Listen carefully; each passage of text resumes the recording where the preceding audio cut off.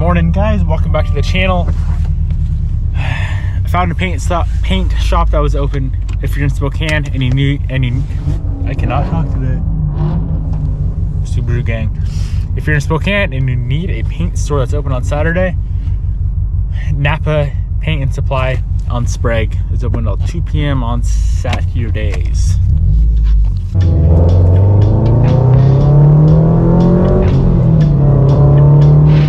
Well, I came to the shop this morning with a nice little surprise. One of our bumpers cracked overnight, which I didn't even think was possible. Front bumper was sitting down on the ground, ends out like that, and all the pressure of just sitting there cracked from here up to there. Not a super big deal, but just a little forewarning for you guys. Don't leave your bumpers. It was sitting like this, but on the ground.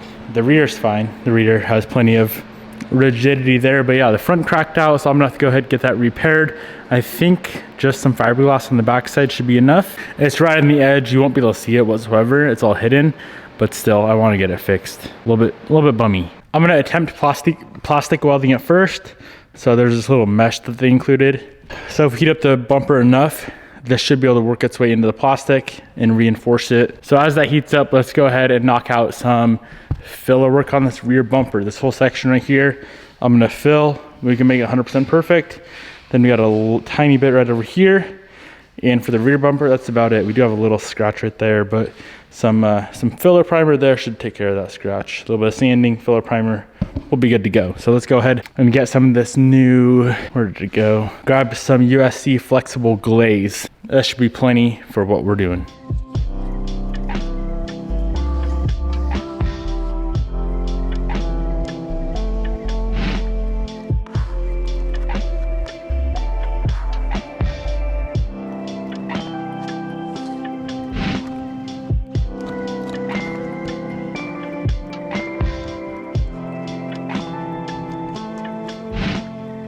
So I got that mesh, or the bumper all welded up with that little mesh inside. Hopefully you guys can see that. I think that's gonna be plenty strong. I guess we'll see when it all cools down. And I got some glaze slapped on the rear bumper. Let's go ahead and get this flat sanded. Make sure we don't have any more low areas. We may have to do one more layer of glaze. And then we need to do a little bit of glaze work on the front end, on the bumper where we did our license plate delete.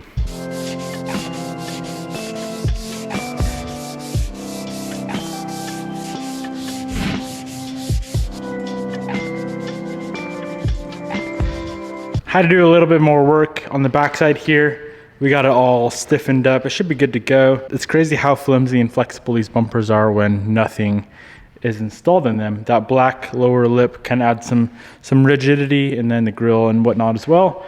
And then of course, when you mount it on the car, it's not a big deal, but when it's off the car, you gotta be careful with these things. Let's go ahead and get a little bit of filler right up in here, just over these little holes that we filled. And then we should be able to move on to hood and fender work.